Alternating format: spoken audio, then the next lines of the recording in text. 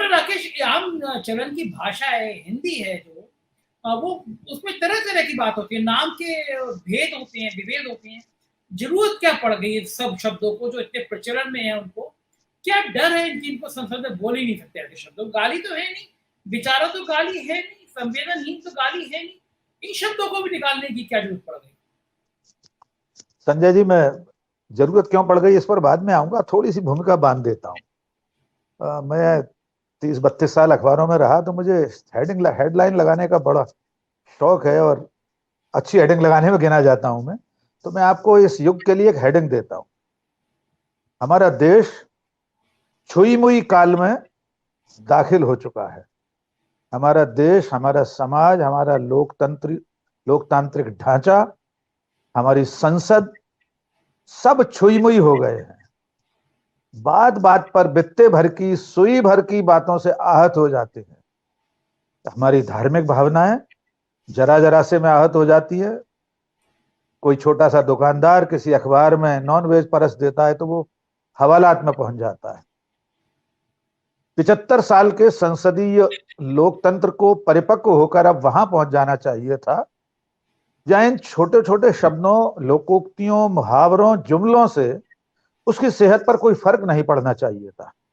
परिपक्व लोकतंत्र वो होता है जहां बहस मुबाहिसे में सब तरह के जीवन में शामिल शब्दों को स्वीकार किया जाए। मैं किसी भी तरह के अपशब्द की स्वीकार्यता की अपील नहीं कर रहा हूं।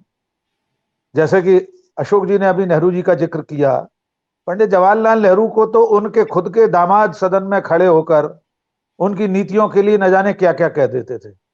फिरोज गांधी जी, वो वियोग था कि जब एक युवा सांसद जिसका नाम अटल बिहारी वाजपेयी था, वो जब संसद में पंडित जवाहरलाल नेहरू को कटघरे में खड़ा कर देता था तो शाम को जवाहरलाल नेहरू उसकी पीठ थपथपाते थे और एक विदेशी राष्ट्राध्यक्ष से परिचय कराते हुए कहते थे कि ये लड़का एक दिन देश का प्रधानमंत्री बनेगा।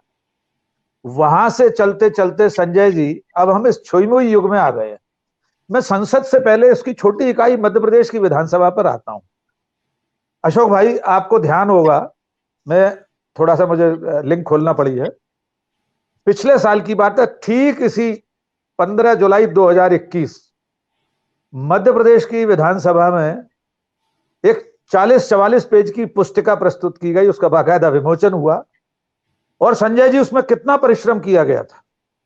23 नवंबर 1954 से 16 मार्च 2021 तक मध्य प्रदेश की विधानसभा में प्रयुक्त हुए ऐसे शब्द तलाशे गए। विधानसभा सचिवालय ने, आप सोचिए, 50-60 साल की कार्रवाइयों को पढ़ पढ़ कर कितने लोग लगे होंगे, कितने क्लर्क, कितने पढ़ने वाले, और उसके बाद 1560 शब्द और वाक्यांश। अशोक जी अभी वाक्य बता रहे थे कि इन सेंटेंस पर भी रोक है, तो यह पिछले साल मध्य प्रदेश की विधानसभा एक पुस्तिका बाकायदा छाप चुकी है और बाकायदा उसका विमोचन हुआ था विधिवत कि ये 1560 शब्द और वाक्यांश है। पूरे पूरे सेंटेंस भी हैं और आधे वाक्यांश भी हैं। ये असंसदीय माने गए। अब आपकी खिदमत में कुछ शब्द मैं पेश कर देता हूं, क्योंकि हम अभी सदन में नहीं बैठे हैं, इसलिए इन बातों पर। धोबी के कुत्ते की तरह, अब धोबी का कुत्ता सहस्त्राब्दियों से हमारे यहां मुहावरा है। ये कौन आदमी अपने आप को धोबी का कुत्ता मान लेगा सदन में, हमें नहीं पता। निकम्मा, निकम्मा कौन सा अपशब्द है? किसी व्यक्ति की नाकाबिल होने, उसके कामकाज में बेहतर न होने के लिए निकम्मा शब्द है। यार, मक्खनबाजी, मिर्ची लगना, भ्रष्टाचारी, पागल, शिखंडी, ओछी, ओछी शब्द। मान लीजिए कोई ये कहना चाहे कि माननीय, वहां पर एक अधिकारी ने अपने नागरिक से ये बात कही थी, बहुत ओछी हरकत थी उसकी। ये इसमें कौन सा सदन की गरिमा गिर जाएगी, कौन सा संसदीय लोकतंत्र उसका पाया हिल जाएगा। लेकिन मध्य प्रदेश की विधानसभा ने ये पुस्तिका छाप दी 1560 शब्दों की। मैं समय जाया होगा, इसलिए सारे वाक्यांश और शब्दों को यहां रिपीट नहीं कर रहा हूं। मेरा विनम्रता से निवेदन यह है कि इस सरकार को खास तौर से, यद्यपि इसमें भी सारे दल एक से ही हैं, मुझे नहीं लगता कि कल सत्ता परिवर्तन होगा। जैसा कि अभिषेक जी ने कहा कि कल मान लो कांग्रेस सत्ता में आ गई तो वो कह देगी बोफोर्स शब्द का इस्तेमाल नहीं हो सकता सदन में। बिल्कुल हो सकता है, ये कर दे वो। लेकिन फिलहाल आज जो खबर हम लोगों ने पढ़ी देखी है, जिसमें से अशोक जी ने बहुत सारे वाक्यांश मुहावरे हमें पढ़कर सुनाए, इसमें मुझे एक बात लग रही है, इस पूरे जखीरे में बहुत ज्यादा बड़ी संख्या में जो शब्द हैं उनका संकेत ट्रेजरी बेंच पर बैठे हुए लोगों की तरफ ही ज्यादा जाता है। एक शब्द तो अशोक जी ने कह दिया, तड़ी पार। बाकी जो हेडिंगों में अखबारों में छपा है, जुमला जीवी।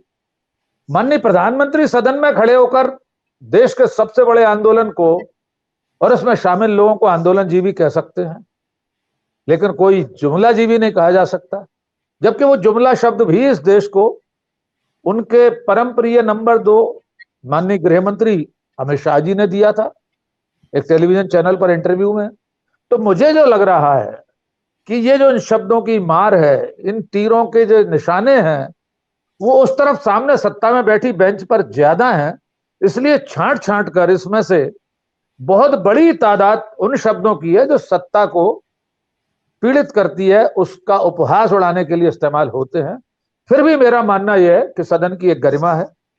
जब देश का प्रधानमंत्री शूर्पणखा का जिक्र कर चुके हैं अभिषेक, मैं फिर उसे रिपीट कर रहा हूं। एक महिला सांसद के लिए जो केंद्र में मंत्री रही, वे माननीय स्वयं सदन की चलती कार्यवाही में इस तरह से उपहास करते हैं, शूर्पणखा कहते हैं, तो सोचना चाहिए कि उनके खुद के भाषिक और भाषाई संस्कार कैसे हैं। अंतिम बात मैं ये कहना चाहता हूं, हर समाज अपनी भाषा में शब्दों की आवाजाही से अपनी भाषा को, अपने भाषिक संस्कार को समृद्ध करता है। दुनिया की जो सबसे बड़ी डिक्शनरी है वो दुनिया के तमाम देशों में से शब्दों को हर साल शामिल करती है। भारत में इस्तेमाल होने वाले देशज भाषाई क्षेत्रीय न जाने कितने शब्द वो ब्रिटेनिका में, एनसाइक्लोपीडिया ब्रिटेनिका में शामिल हो चुके हैं। अब शब्द भी उसमें शामिल है ताकि देश, समाज, युग, आने वाला समय ये जान सके कि जिस दौर में ये जो सरकार थी या समाज इस तरह का था तो उसमें कौन सी भाषा चलन में थी।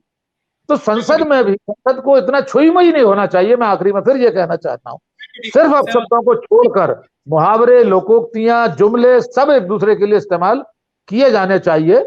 इतना नाजुक नहीं होना चाहिए कि वो छुईमुई पौधे की तरह एक शब्द से मुरझा जाए, सत्ता या विपक्ष कोई।